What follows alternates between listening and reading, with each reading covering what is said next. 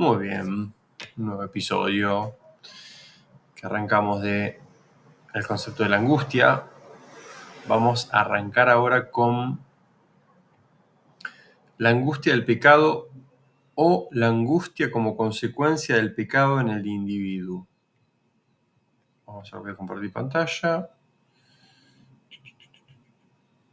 Acá.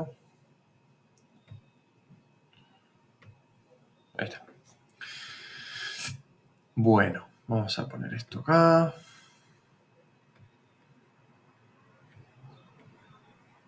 Lo que no me deja es como compartir la pantalla esta. No sé por qué. Bueno. Vamos. Dice, el pecado vino al mundo por medio del salto cualitativo. Y así sigue viniendo constantemente. Podría creerse, una vez que se ha dado el salto aludido, que la angustia también ha quedado abolida, ya que ésta fue definida como la aparición de la libertad ante sí misma en la posibilidad. Ahora bien, el salto cualitativo es la realidad, y en este sentido han quedado indudablemente abolidas tanto la posibilidad como la angustia. La cosa, sin embargo, es bien distinta, porque de una parte, un solo momento no constituye la realidad, y por otra parte, la nueva realidad introducida es una realidad injustificada. Por tanto, la angustia retorna nuevamente en relación con la realidad introducida y con lo porvenir. Mas ahora el objeto de la angustia es algo determinado. Su nada es algo real, pues ha quedado establecida in concreto la diferencia entre el bien y el mal. Y acá hay una llamada que Cielo Aucar, que ya la conocen, especialista en Kierkegaard y Heidegger, me dijo, esta llamadita es importante, me dijo. Vamos a leerla. El problema de que sea el bien es un problema. Ahí va de nuevo. El problema de que sea el bien es un problema que acosa con peculiar insistencia a nuestra época. ¿Sí? El problema de que sea el bien es un problema que acosa con peculiar insistencia a nuestra época, ya que entraña una importancia decisiva para la cuestión acerca de las relaciones de la Iglesia, el Estado y el orden moral. Con todo, es necesario tomar muchas precauciones a la hora de responder a ese problema. Hasta la fecha es el tema de la verdad el que de modo raro ha obtenido la preferencia, por cuanto se ha entendido y explicado la famosa trilogía, la belleza, el bien y la verdad. En la misma esfera de la verdad, entendida está en el sentido del conocimiento. Pero el bien no admite en absoluto que se lo defina. El bien es la libertad. La diferencia entre el bien y el mal solo existe para la libertad y en la libertad. Y tal diferencia nunca existe in abstracto, sino exclusivamente inconcreto. A esto se debe el que los inexpertos encuentren no pocas dificultades embarazosas en el método socrático. Cuando Sócrates reduce de repente el bien, esa cosa en apariencia infinitamente abstracta, a las cosas más concretas. El método es simplemente correcto. Lo único en que fallaba Sócrates, aunque en el sentido griego tenía razón para obrar de esa manera, era al concebir el bien por su lado externo, es decir, concebirlo como lo útil, como lo que tiene una finalidad finita. Sin duda que la diferencia entre el bien y el mal existe para la libertad, pero in abstracto. Este error proviene de que se convierte la libertad en otra cosa, en un mero objeto de la mente. Sin embargo, la libertad nunca ha existido como abstracción.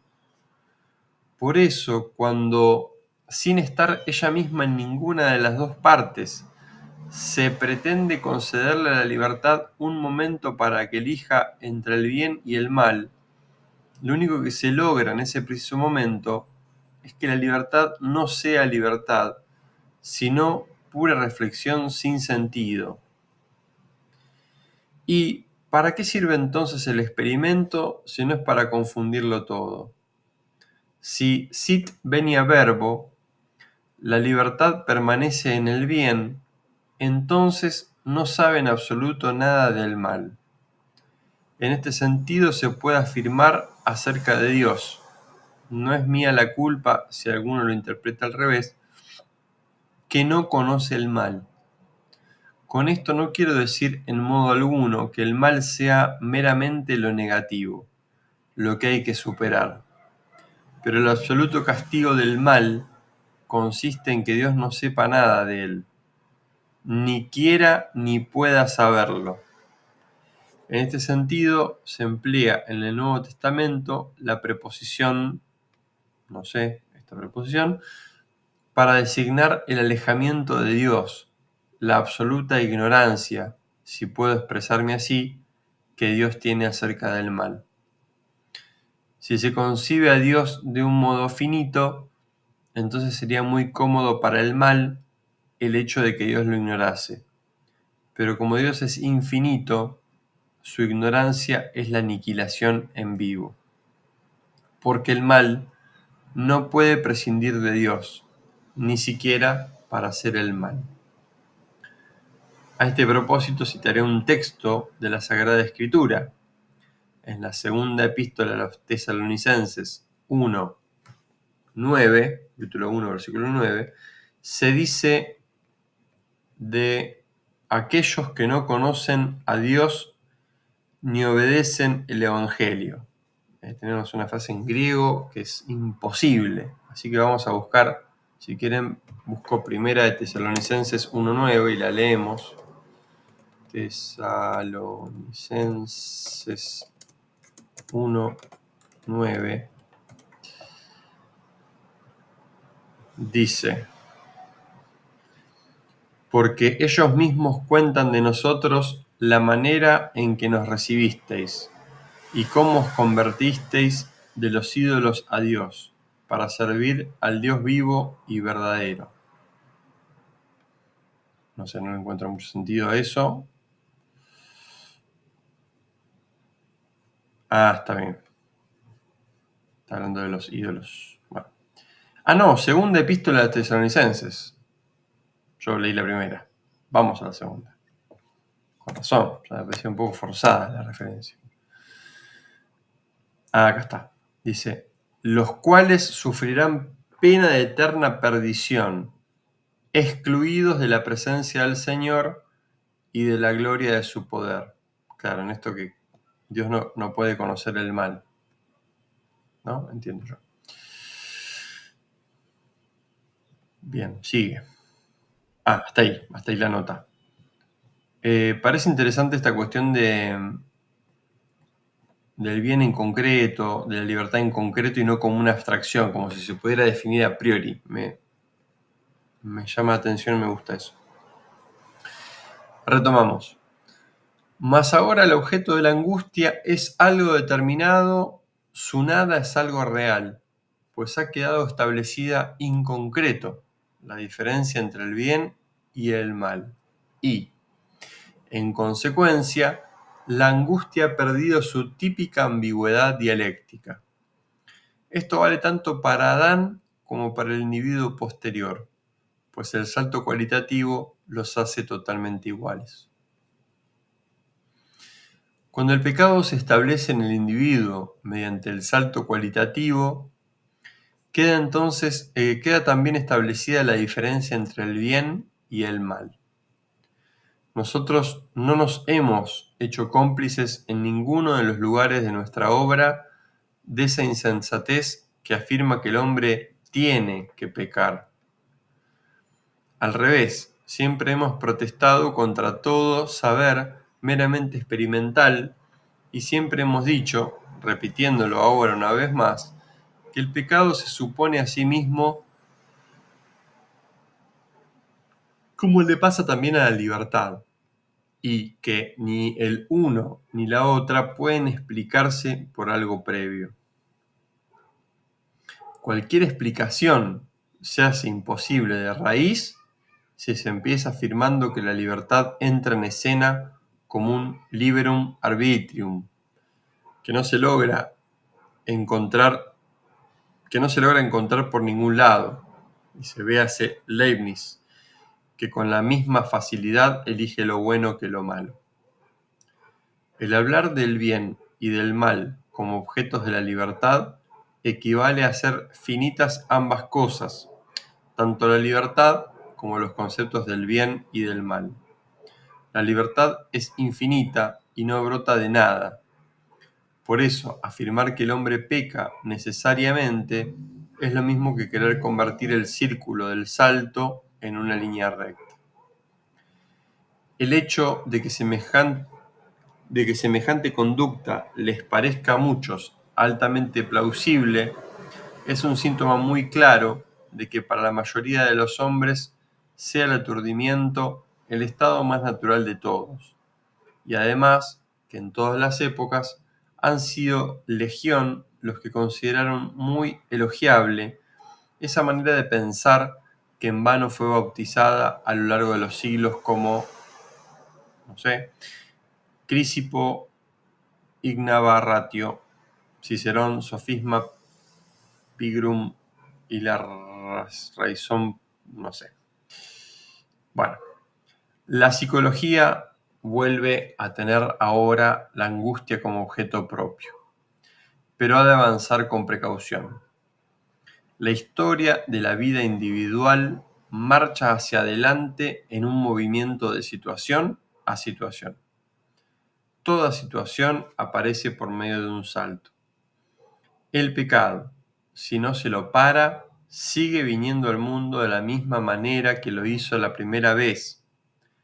Cada una de sus repeticiones no es, a pesar de todo, una simple consecuencia, sino un nuevo salto. A cada uno de estos saltos le precede, como su máxima aproximación psicológica, una situación. Esta situación es el objeto de la psicología. En toda situación está presente la posibilidad y, por consiguiente, la angustia. Así acontece desde que fue introducido el pecado, pues solamente en el bien se da la unidad de la situación y del tránsito. La angustia ante el mal. ¿Algún comentario acá, digamos, hasta acá o avanzó? ¿Qué opinan? Sí, quería decir simplemente, Martín, que a mí me parece que cuando él eh, dice esto, que nosotros no nos hemos hecho cómplices en ninguno de los lugares de nuestra obra de esa insensatez que afirma que el hombre tiene que pecar, a mí me parece que lo dice en términos de que no hay una predestinación o algo que esté fijado, porque si no eso, como habíamos visto, bueno, cuando yo estuve el último encuentro, no el anterior, sino el previo, el tema digamos, del destino, de algo que está ya escrito. Entonces me parece que se quiere el correr de ese lugar, ¿no? Pues, lo digo, bueno, después para seguir charlando porque es bastante, bueno, justamente para pensar toda esta parte, ¿no? Totalmente. Bien. Continuamos. La angustia del mal. El pecado, una vez cometido, es ciertamente una posibilidad abolida, pero también es una realidad injustificada. En este sentido, la angustia puede muy bien relacionarse con él. El mismo pecado ha de ser negado a su vez, puesto que se trata de una realidad injustificada. Este es el trabajo que aborda la angustia. Aquí encuentra precisamente su mejor palestra la astucia sofística de la angustia. Mientras la realidad del pecado tiene asida una mano de la libertad en su helada diestra, como el comendador la de Don Juan, la otra mano libre gesticula con las ilusiones, los engaños y las elocuentes llamadas del hechizo. Dice, dada la forma de la presente investigación, no me es posible señalar cada una de las situaciones particulares, sino con rasgos muy breves, casi algebraicos. No es este el lugar de una verdadera descripción. Medio misterioso eso. B. El pecado, una vez cometido, trae consigo su consecuencia, por más que ésta sea una consecuencia extraña a la libertad. Esta consecuencia se anuncia a sí misma, y la angustia se relaciona con su llegada, que constituye la posibilidad de una nueva situación. Por mucho que se haya hundido un individuo, todavía puede hundirse más, y este puede es el objeto de la angustia. Cuanto más se relaje aquí la angustia, tanto más claramente se dará a entender que la consecuencia del pecado le ha calado al individuo in succum et sanguinem. A ver, acá tira una nota. Hasta el jugo y la sangre. En castellano decimos hasta la médula. Dice, y que el pecado ha obtenido carta de naturaleza en dicha personalidad. El pecado, naturalmente, significa aquí lo concreto, porque nunca se peca de un modo abstracto o en general, ni siquiera del pecado de querer retrotraerse por encima de la realidad del pecado, se puede afirmar que sea un pecado abstracto, ya que este pecado no ha existido nunca. No es necesario conocer mucho a los hombres para darse cuenta enseguida de la sofística que emplean, a saber, comportarse siempre de tal manera que solo choquen en un punto único, pero que esté cambiando sin cesar. Yo acá no sé si me detengo 2 segundos, yo no sé si estoy haciendo mi propia interpretación o qué, o es muy superficial, pero me gusta que ponga al pecado como algo que se da en concreto. Me hace pensar en que no hay como una definición clara del pecado. El pecado es esto, sino que en cada situación el pecado puede ser una cosa o la otra. Me hace pensar un poco en eso. No sé qué piensan al respecto.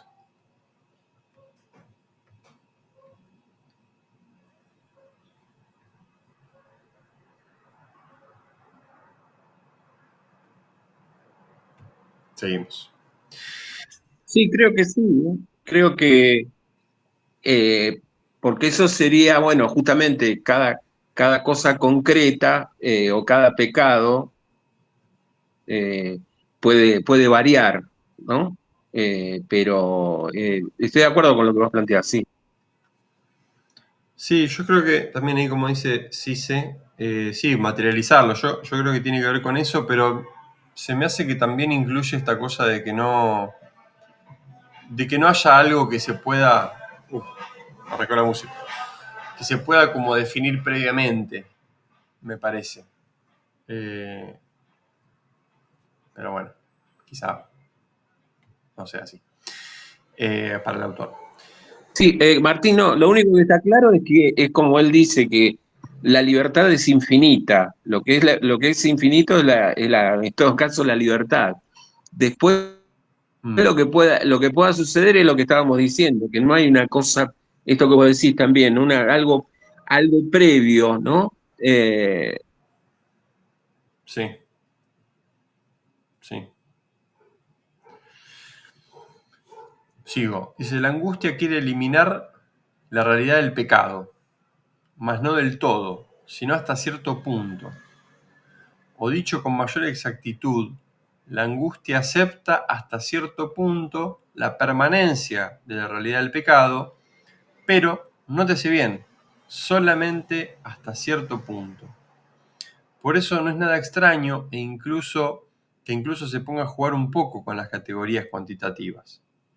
Sí, cuanto más desarrollada sea la angustia, tanto más lejos llevará ese juego.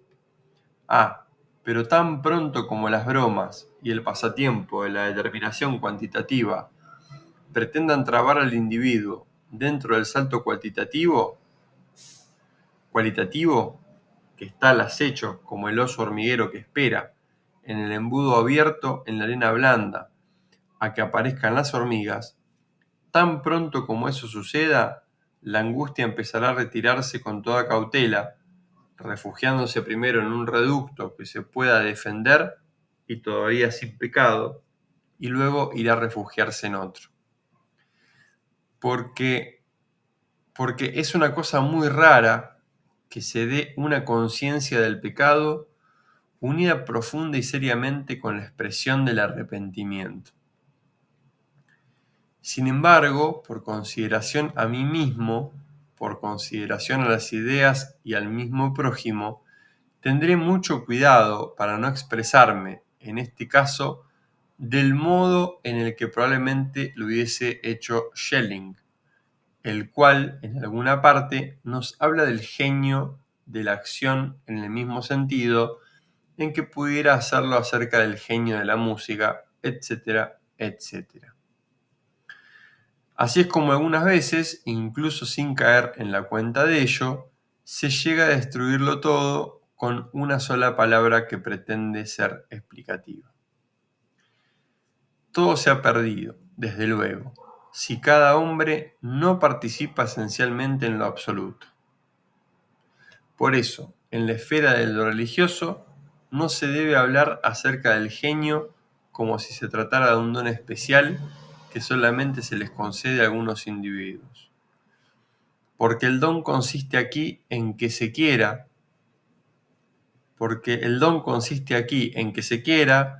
y a quien no quiera se le ha de guardar al menos la consideración de no tenerle lástima. El pecado, hablando en términos éticos, no es ninguna situación. Bueno, acá creo que refuerza lo que veníamos diciendo, ¿no? Por su parte, toda situación es siempre la última aproximación psicológica con respecto a la situación inmediata. Ahora bien, la angustia nunca deja de estar presente como posibilidad de la nueva situación. En la situación primeramente descrita, en la letra A, la angustia es más perceptible. En cambio, en la B, desaparece por momentos. Pero a pesar de todo, en el segundo caso, la angustia acecha desde fuera al individuo y considerada desde el punto de vista del espíritu, es mayor que en ningún otro caso. La angustia en A se refiere a la realidad del pecado, de la cual hace brotar sofísticamente la posibilidad, en tanto que éticamente peca. La angustia ejecuta aquí un movimiento contrario al que realiza desde la inocencia, pues en esta, hablando en términos de psicología, saca la realidad de la posibilidad del pecado. Si bien tal realidad, a los ojos de la ética, siempre surja mediante el salto cualitativo. En B, la angustia se refiere a la posibilidad extrema del pecado. Esto que hablaba, creo, ¿no?, de hundirse. Si la angustia disminuye en este punto, entonces explicaremos el hecho afirmando que la consecuencia del pecado es la que vence. C. El pecado, una vez cometido, es una realidad injustificada. Es realidad y como tal es incorporada por el individuo a la esfera de los remordimientos. Sin embargo, el remordimiento no se torna libertad del individuo, sino que en relación con el pecado queda reducido a mera posibilidad. Con otras palabras, El remordimiento no puede abolir el pecado. Lo único que puede es entristecerse por él. El pecado avanza en el sentido de su consecuencia y los remordimientos le siguen paso a paso, pero siempre con un instante de demora infranqueable. El remordimiento se impone a sí mismo la obligación de contemplar lo que es horroroso de ver, pero a semejanza de aquel loco rey Lear, pieza arruinada de la creación, ha perdido las riendas del gobierno y solamente ha conservado el poder de apesadumbrarse. La angustia alcanza ahora su cima más alta. Los remordimientos han perdido la razón y la angustia se concentra en los remordimientos. La consecuencia del pecado sigue avanzando y arrastra consigo al individuo, como si fuera una mujer a quien el verdugo arrastra por los cabellos, mientras ella grita de desesperación. La angustia va adelante y descubre la consecuencia antes de que ésta sobrevenga. Es como si uno mismo notase por todo su cuerpo las señales de la tormenta que se avecina. Sí, la tormenta cada vez está más próxima. El individuo se estremece hasta los huesos, igual que el caballo que con grandes resuellos se encabrita en el mismo lugar en que otra vez se espantó. El pecado triunfa. La angustia se lanza desesperada en los brazos del remordimiento, el cual osa hacer un último esfuerzo. Para él, la consecuencia del pecado es una pena aflictiva, y por su parte, la perdición viene a ser la consecuencia del pecado. Todo está perdido para él. Su sentencia acaba de ser pronunciada, su condenación es segura, y el gravamen punitivo de su sentencia consistirá en que el individuo sea arrastrado durante la vida entera hasta el lugar de la ejecución. En una palabra, el remordimiento se ha vuelto loco. Estas sugerencias macabras se podrán comprobar por la vida misma en no pocas ocasiones. Raramente se encontrará tal estado del alma en las naturalezas del todo corrompidas, pues por lo general solamente se da en las naturalezas más profundas. Sin duda es preciso poseer una originalidad bien significativa, a la par que un tesón de voluntad insensata, para no caer en las formas descritas en A y B. No hay ninguna dialéctica que sea capaz de refutar el sofisma que se logra forjar en cada momento el remordimiento loco. Este remordimiento entraña una contrición que tanto en el lenguaje como en la dialéctica de la pasión le hace mucho más potente que el verdadero arrepentimiento. En otro sentido, claro está, es mucho más impotente.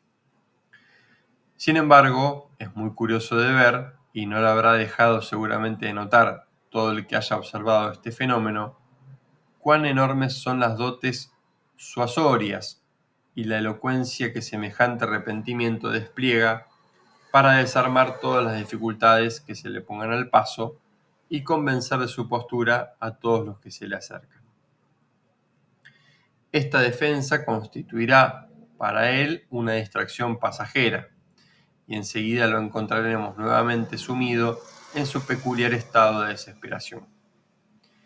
De nada servirá que otros pretendan conjurar este espanto con palabras y frases hechas. Lo único que se conseguirá por este camino es verificar a ciencia cierta que todas esas prédicas no son más que balbuceos de niño en comparación con la elocuencia elemental de que dispone el que se retuerce de remordimientos. Por lo demás, este fenómeno igualmente puede presentarse en relación con la sensibilidad, caso de la bebida, los estupefacientes, el libertinaje, etc., como en relación con las facultades superiores del hombre, soberbia, vanidad, ira, odio, terquedad, perfidia, envidia, etc. El individuo, por ejemplo, puede arrepentirse de sus arrebatos coléricos, y cuanto más profunda sea su naturaleza, más hondo será el arrepentimiento. Pero este no le puede hacer libre. En esto se equivoca. ¿Qué le pasa a nuestro hombre? Que cuando aparece de nuevo la ocasión que la angustia ya había descubierto de antemano, se ponen a vacilar todas sus ideas y la angustia chupa la fuerza del arrepentimiento. Entonces le entran vértigos y es como si la cólera hubiese vencido otra vez. Nuestro hombre presiente ya la nueva ola de contrición que inundará su libertad en el momento siguiente. Pero llega este momento y la que vence es la cólera. Cualquiera que sea la consecuencia del pecado, el hecho de que aparezca el fenómeno con las debidas proporciones será siempre un signo de una naturaleza más profunda. El que este fenómeno se vea raramente en la vida, esto es, que haya que ser observador para descubrirlo con mayor frecuencia, se debe a que es algo que se oculta y muchas veces es desalojado del todo. Por ejemplo, cuando los hombres usan algunas reglas de prudencia, con las que hacen abortar este feto de la vida suprema. Los hombres no quieren complicarse las cosas y saben que basta aconsejarse con fulano y mengano para verificar, sin otro expediente, que se es una persona normal, como lo son la mayoría, y además nunca faltarán dos señores responsables que atestiguen que la cosa es así. Desde luego, el medio más probado para librarse de las inquietudes del espíritu es hacerse inespiritual cuanto primero mejor. Si esta operación se realiza a tiempo, entonces todas las cosas irán a las mil maravillas, y en lo que respecta a las inquietudes del espíritu, lo mejor será dar con una explicación que las niegue o que, a lo sumo, afirme que han de ser consideradas como ficciones poéticas demasiado picantes. En los tiempos antiguos, el camino de la perfección era estrecho y solitario, y la peregrinación por este camino siempre estaba sujeta a descarríos, siempre expuesta a las violencias ladronescas del pecado y siempre acosado por las flechas del pasado, tan peligrosas como aquellas de las hordas escitas. Ahora, en cambio, se viaja hacia la perfección en tren y en buena compañía, y sin que uno se entere de nada de lo concerniente a la perfección, se entiende, ya se está en la meta. Me gusta esto que dice acá arriba, me gustaría releerlo. Los hombres no quieren complicarse las cosas y saben que basta aconsejarse con fulano y mengano para verificar, sin otro expediente, que se es una persona normal como lo son la mayoría. Y además nunca faltarán dos señores responsables que atestigúen que la cosa es así. Dice, desde luego el medio más probado para librarse de las inquietudes del espíritu es hacerse inespiritual cuanto primero mejor. Si esta operación se realiza a tiempo, entonces todas las cosas irán a las mil maravillas. No sé, yo interpreto que acá está un poco algo que les pasa a las personas, me pasa a mí.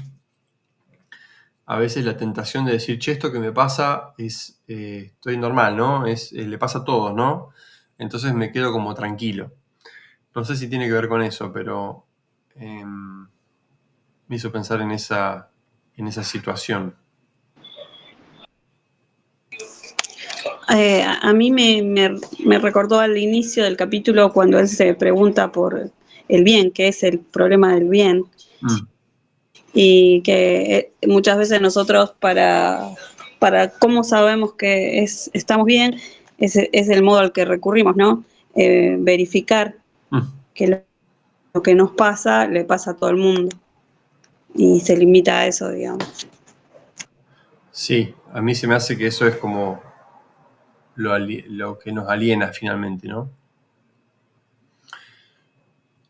Acá, Moisés, vos pusiste, es como si, paso el saludo ahora a Verónica, ahora a Moisés, es como si existiera ambigüedad en la angustia. A ver, ¿quisieras ampliar eso, Moisés? Sí, sí, Martín, mira, me parecería que a veces las personas están en esta ambigüedad justamente entre una cosa y otra, y continuamente para ciertas cosas sea más fácil justamente buscar a ciertas personas, y para otras, cuando nos conviene justamente buscar a otras, ¿no? Pero me parece que en el fondo de ello está la tendencia de uno de querer justamente beneficiarse de alguna manera en el consejo del otro. Totalmente. Me gustó eso también, de buscar a ciertas personas para una cosa y a ciertas otras para otra, ¿no? Sí, sigo pensando en lo tranquilizador que es eso finalmente y lo alienante que es al final del día. Y otra cosa, Martín, que también a mí me pareció interesante de lo que leíste, quiero decir, la palabra interesante a veces es medio inespecífica, pero es cuando dice que en lo que respecta, sí, el medio más probado para liberarse de las inquietudes del espíritu es hacerse inespiritual cuanto primero mejor, ¿no? Y después dice que en cuanto a las inquietudes del espíritu, que queden como algo, ficciones poéticas demasiado picantes, ¿no? Como si también esa inquietud, esa cuestión, ese malestar que todos podemos tener respecto incluso en general a la condición humana, etcétera, bueno, dejémoslo pasar, total, hay explicaciones, y bueno, y vayamos como a mí me resulta gracioso lo de que en el mundo antiguo el camino a la perfección está hecho solitario, ahora se va en tren y en buena compañía sin que uno se entere de nada, ¿no? Y va por ahí y listo. Buenísimo, Rick.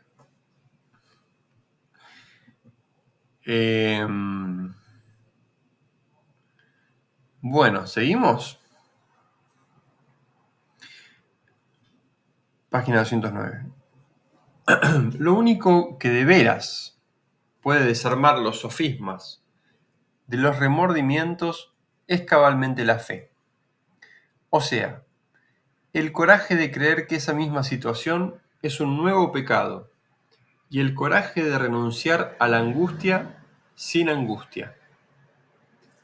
Pero solo la fe puede llevar a cabo esta obra, sin que por ello aniquile la angustia, sino arrancándose constantemente y con eterna frescura de las garras de la misma. Solo la fe puede llevar a cabo esta obra, ya que solamente en la fe es posible la síntesis, y esto eternamente y en cada momento. Fácilmente se comprende que todo lo que acabamos de exponer pertenece a la psicología. Para la ética, toda la cuestión estriba en que se emplace debidamente al individuo en relación al pecado. Conseguido esto, ya tenemos al individuo arrepintiéndose en el pecado. Y en ese mismo momento, viendo la cosa desde la idea, pasa a ser incumbencia de la dogmática. El arrepentimiento es la suprema contradicción ética, en parte porque la ética, al no exigir más que la idealidad, tiene que contentarse con constatar la llegada del arrepentimiento, y en parte porque el arrepentimiento resulta dialécticamente ambiguo con respecto a lo que tiene que suprimir. Esta ambigüedad solo la suprime la dogmática, por medio de la reconciliación, en la cual se esclarece el concepto del pecado original. Además, el arrepentimiento retarda la acción, siendo esta última la propiamente reclamada por la ética. Por fin, el arrepentimiento no tiene más remedio que convertirse en objeto de sí mismo, ya que el instante del arrepentimiento se convierte en un déficit de la acción. Por este motivo tenemos que considerar como auténtica explosión ética, llena de energía y coraje, la de aquellas palabras del viejo Fichte cuando afirmaba que no había tiempo para arrepentirse. Claro que si Fichte se quedó así sin llevar el arrepentimiento hacia su mismo extremo dialéctico, donde aquel, una vez puesto, pretende eliminarse con un nuevo arrepentimiento y en donde, consiguientemente, termina por desplomarse del todo. En este párrafo, cosa que también se puede afirmar, en general, acerca de todo este libro, han quedado expuestas las que desde el punto de vista psicológico podríamos llamar posiciones psicológicas de la libertad frente al pecado, o si se prefiere, estados psicológicos aproximativos. Pero en ningún caso pretenden ser explicaciones éticas del pecado. ¿Sigo? ¿Arranco la angustia ante el bien? Martín, te hago una pregunta. ¿Qué relación él establece entre pecado y mal? ¿El mal que hacemos sería el pecado? No sé. No, la verdad no me animo a dar una respuesta sobre Kierkegaard. ¿Qué piensa sobre eso? No lo sé. No sé. Pero es una buena... Dale. Igual está para pensarlo, porque el capítulo habla mucho de instantes. Que me llama la atención que habla mucho de instantes, momentos en los que uno elige qué hacer. Eso también me parece importante. Sí, sé que en instante es un concepto central en Kierkegaard, pero yo toco muy de oído. Sí.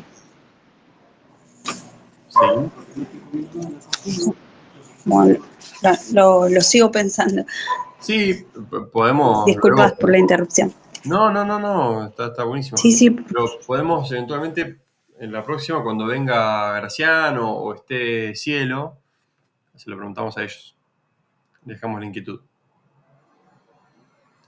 Dale. Bueno, arranco con esto.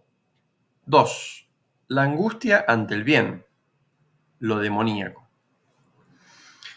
En nuestro tiempo se oye hablar mucho menos que antes acerca de lo demoníaco. Por lo general ya no se atiende para nada a aquellos pasajes aislados en que el Nuevo Testamento nos ofrece sobre este punto.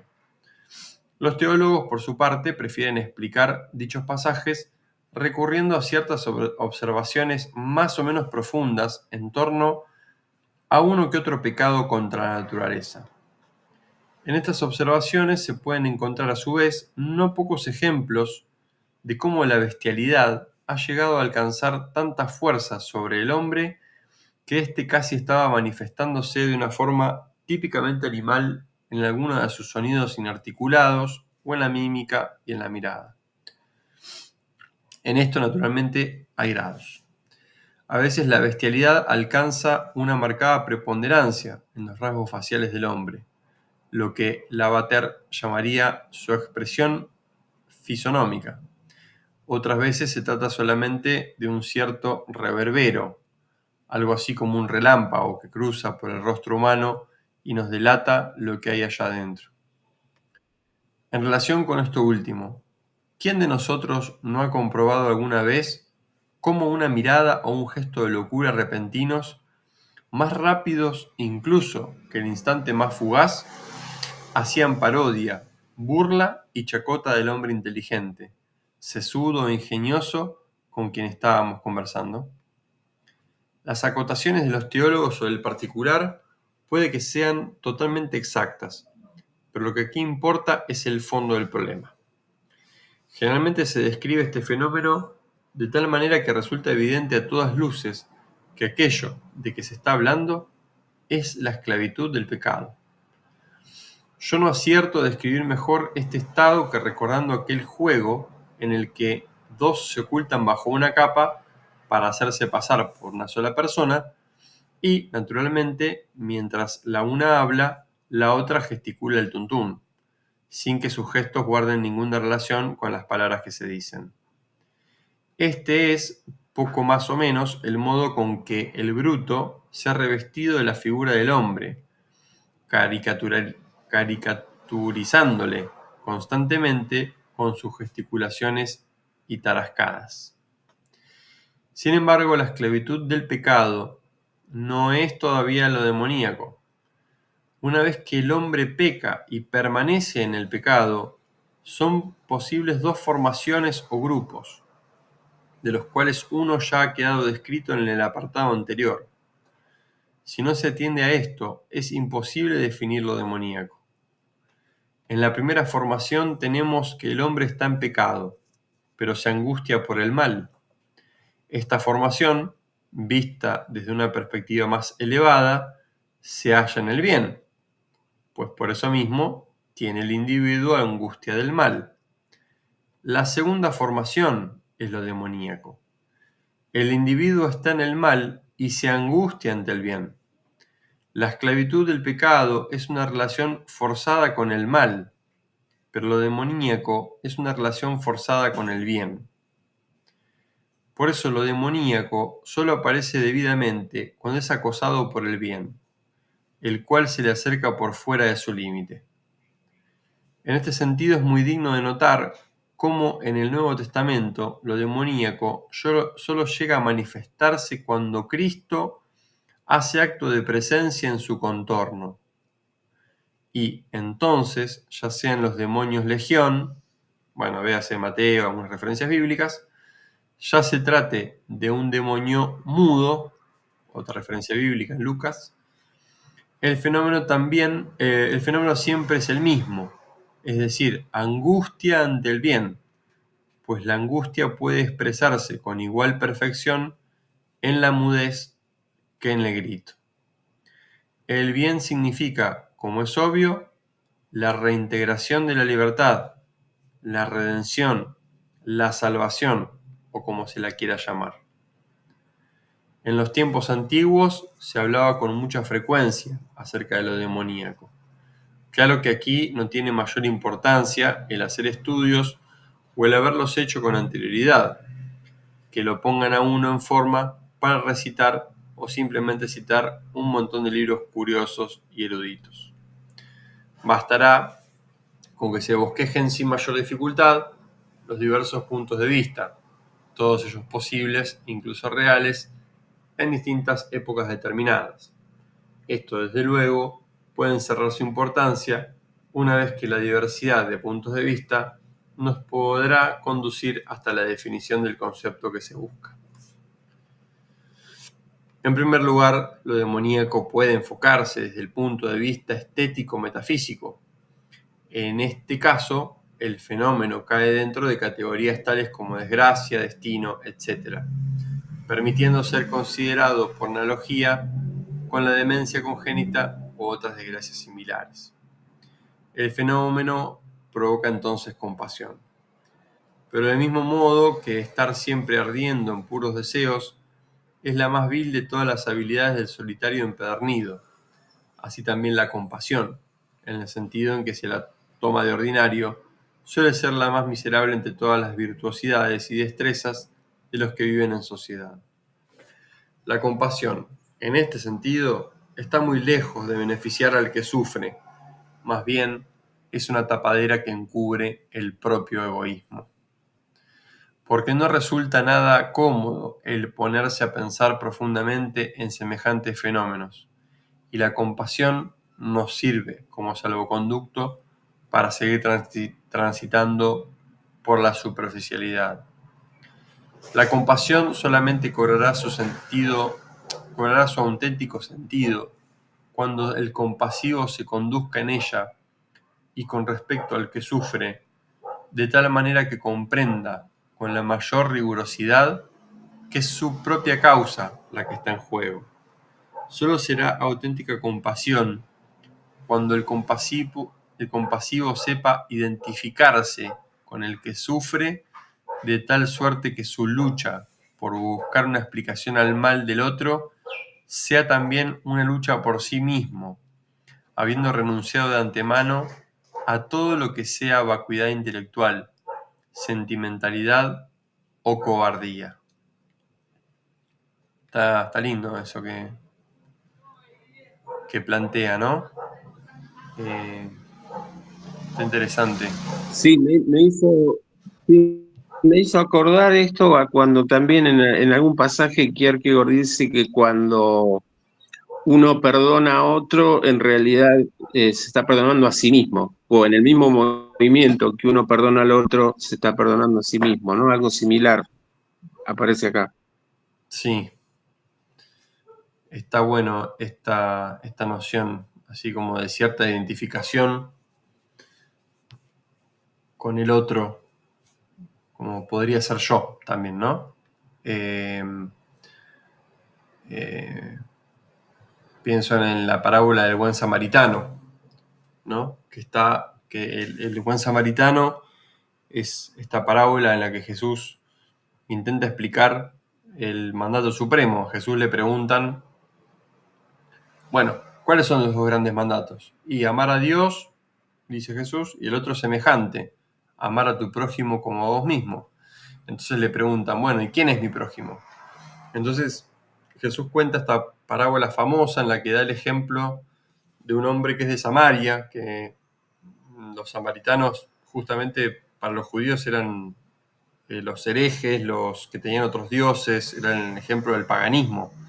Jesús adrede mete el dedo en la llaga hablándoles de un tipo de Samaria, ¿no? Que no tiene nada que ver con su fe, no tiene nada que ver con su Dios. Está hablando de un tipo que era un comerciante y que encuentra que a alguien lo asaltan en el camino, ¿no? Primero Jesús, aparte da el ejemplo de que los religiosos pasan de largo frente a un tipo que está tirado en la calle porque lo asaltan. Y el samaritano se detiene a ayudar a este tipo, un desconocido, y dice que es movido a compasión, que es movido por la compasión. Entonces un poco es como que esto lo ama como a sí mismo en algún punto, ¿no? Sí, lo leo en voz alta. Me hizo acordar a Nietzsche cuando habla de los que habla de los misericordiosos, creo. La superficialidad que produce la compasión sola. A ver, pues, ¿querés explayarte? Y cerramos con tu reflexión. Me hizo pensar creo que en el Zaratustra hay un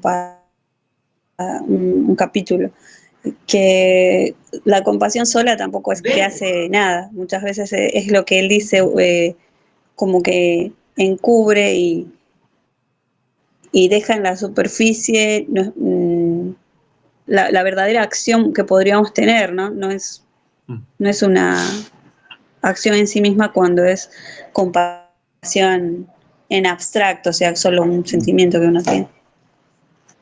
Totalmente. Sí. Si no me mueve nada, me hace pensar en algunas personas con las que me encuentro que a veces dicen, sí, yo soy una persona súper empática. Y capaz, cuando conocí a esa persona, capaz no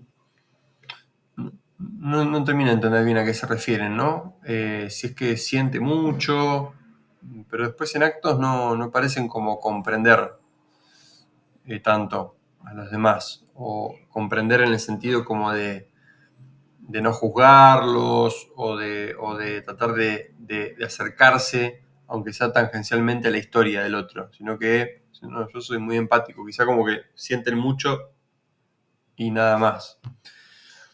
No sé, me hace pensar un poquito en eso. Y a la luz de esto, siendo 20:59, como me gusta ser tan puntual, vamos a dejar ahí. ¿Pero alguien tiene algún comentario breve para hacer? ¿Hable ahora o hable la próxima? No, menos mal que no dijiste hable ahora o casi para siempre. No, yo por mi parte no. Muy bien. Sí, sí, estás ahí con el micrófono abierto. ¿Quieres comentar algo más? Ah, no, también me iba a decir que sí, que está redonda la clase ya. Bueno, muy bien. Amigos y amigas, nos vemos entonces. Acá voy a detener la grabación.